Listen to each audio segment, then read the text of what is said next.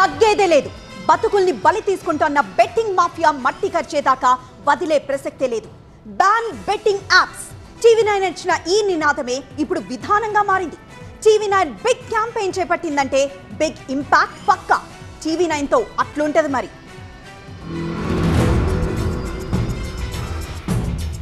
Betting apps బెండు తీయాలి అన్న TV9 వరుస కథనాలతో నిండు సభలో సర్కార్ వారి సైరన్ మోగింది. బెట్టింగ్ యాప్లు కానీ, ఆన్లైన్ బెట్టింగ్ కానీ, ఆన్లైన్ రమ్మీ గేమ్లను పట్ల అప్రమత్తంగా ఉండడమే కాదు, కఠినంగా వ్యవహరించాలని ఈరోజు రాష్ట్ర ప్రభుత్వం నిర్ణయం తీసుకున్నది.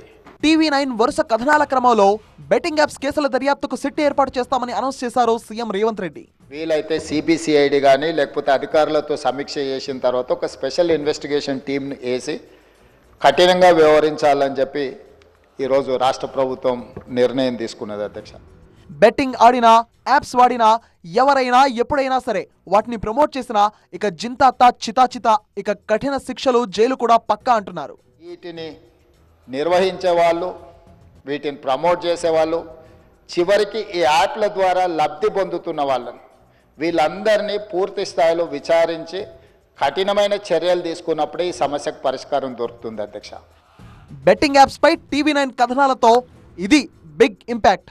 Not only betting apps, single usage plastic మాఫియాను పాతరేసే వరకు వెంటపడింది టీవీ9.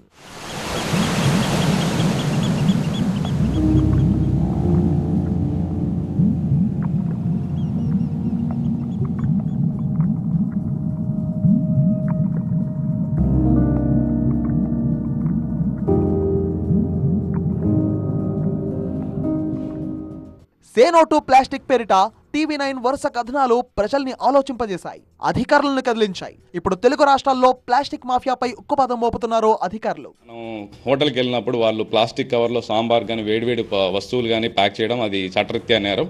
అలాంటివి మా అబ్జర్వేషన్కి వస్తే ఖచ్చితంగా మేము చర్యలు తీసుకోవడం జరుగుతుంది. కిరాణా స్టోర్స్ కానీ ఎక్కడైనా ప్లాస్టిక్ యూజ్ ఇట్లాంటివి ఎక్కడైతే బ్యాండ్ ఐటమ్స్ ప్లాస్టిక్స్ యూజ్ చేయడం జరుగుతుందో వాళ్ళకి వెంటనే సీజ్ చేయడం, వాళ్ళకి పెనాల్టీస్ వేయడం జరుగుతుంది. ఇట్లా రిపీటెడ్గా జరిగితే ట్రేడ్ లైసెన్స్ క్యాన్సిల్ చేయడం కూడా జరుగుతుంది.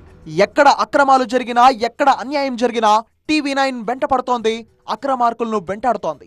విశాఖలో డెలివరీ బాయ్ పై దాడి ఘటనలో న్యాయం జరిగే వరకు బాధితులకు అండగా నిలబడింది టీవీ9. రోజున ఈ విషయం ఎంత హైలైట్ అయిందంటే మాత్రం అది టీవీ9 వల్లండి. అది కాబట్టి టీవీ9కి మాకు కృతజ్ఞతలు తెలుపుతున్నాం. మేము మా రైడర్లోనే డిస్కషన్ జరిగేవి ఏంటా అనేసి, వెంటనే యాప్ ఓపెన్ చేస్తే మాకు టీవీ9 ద్వారా మాకు చాలా న్యూస్లు తెలిసాయి. దానివల్ల కొంచెం ధైర్యం కూడా వచ్చింది. ముందు టీవీ9 వాళ్ళు ధన్యవాదాలు. మమ్మల్ని అందరినీ బాగా గుర్తించి మాకు అన్ని విధాల సహాయ సహకారాలు అందిస్తున్నారు. మాకు బాగా నమస్కారాలు. మా అందరి తరపున, మా డెలివరీ బాయ్లు అందరి తరపున నమస్కారాలు. అలా ప్రజల పక్షాన కదిలేది, అధికార యంత్రాంగాన్ని కదిలించేది టీవీ9. అందుకే ప్రజల హృదయాల్లో ఎప్పటికీ నెంబర్ 1 టీవీ9.